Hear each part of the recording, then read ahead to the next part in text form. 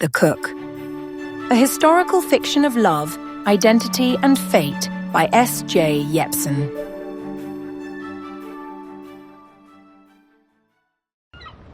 Chapter 5. A New World at Sea.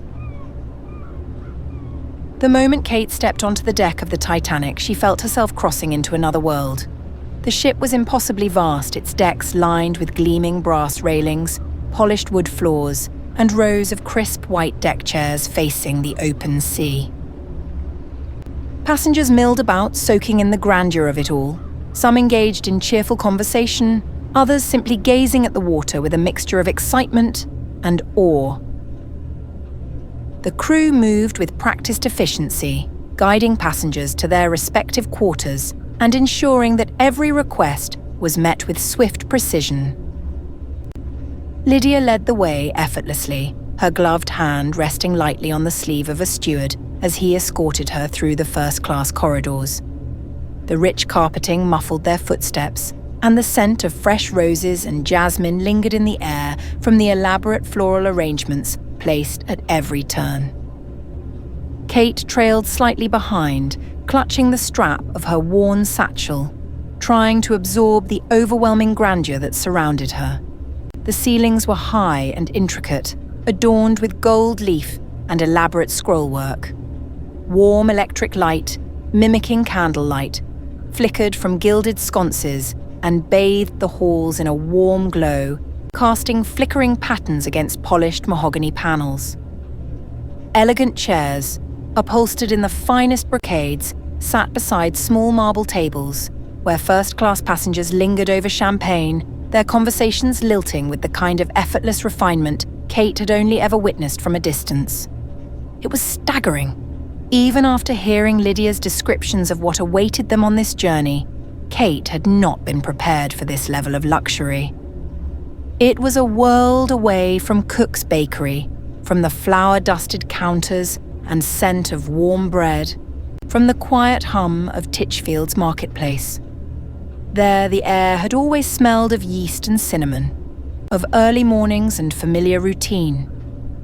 Here, every breath felt foreign, steeped in perfume and wealth. "You'll be staying in second class," Lydia reminded her in a hushed voice, casting a sideways glance as they passed a pair of elegantly dressed women murmuring in French. More comfortable than steerage, certainly, but hardly the splendor of first class. She gestured subtly to the grandeur around them, her lips curling into a wry smile.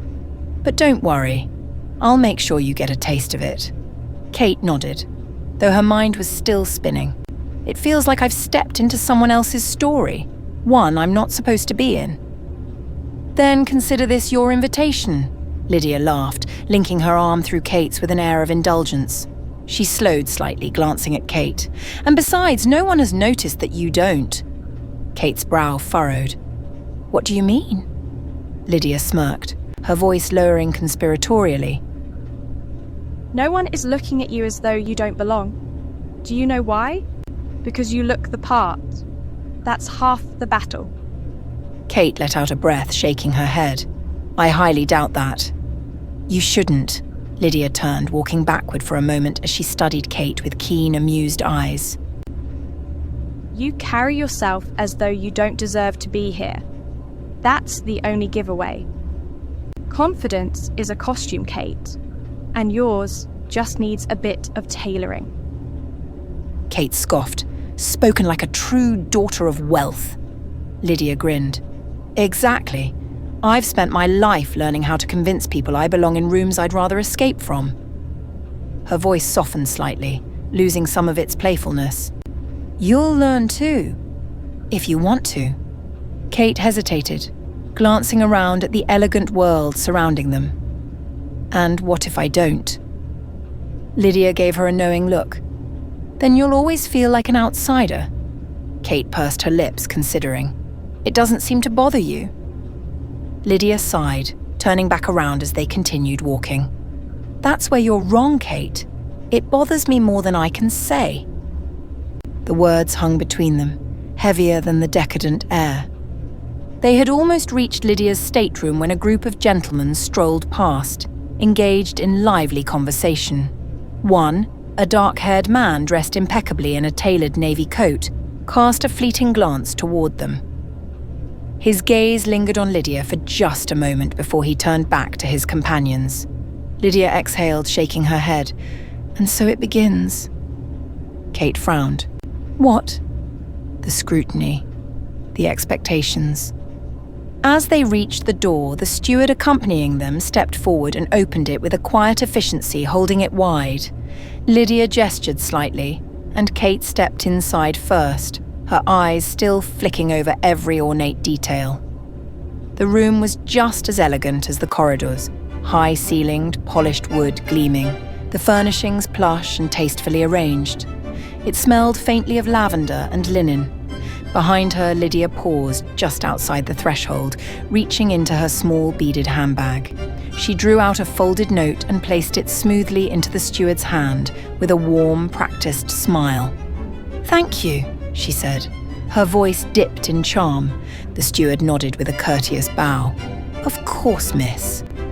Only then did Lydia step into the stateroom, letting out a long, quiet breath as she peeled off her gloves. This voyage isn't just about getting to America, it's about being seen, about being watched.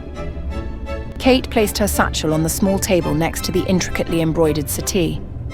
"That doesn't seem fair." Lydia chuckled, though there was little humour in it. "Fairness has nothing to do with it. I exist in a world of contracts and bargains. And I'm the currency." Kate sat hesitantly on the velvet-upholstered chaise, studying Lydia. "But you don't want to marry him?" Lydia smirked. "No, but my parents certainly do." Kate bit her lip. "And what do you want?" Lydia turned to face her fully dark brown eyes, sharp with something unreadable. "I want to live, Kate." Kate didn't know what to say. She had always thought girls like Lydia had everything. But maybe they only looked free. A long silence stretched between them before Lydia's expression softened, and she plopped down beside her with a dramatic sigh. "But for now, I'll settle for a glass of champagne." Kate laughed despite herself.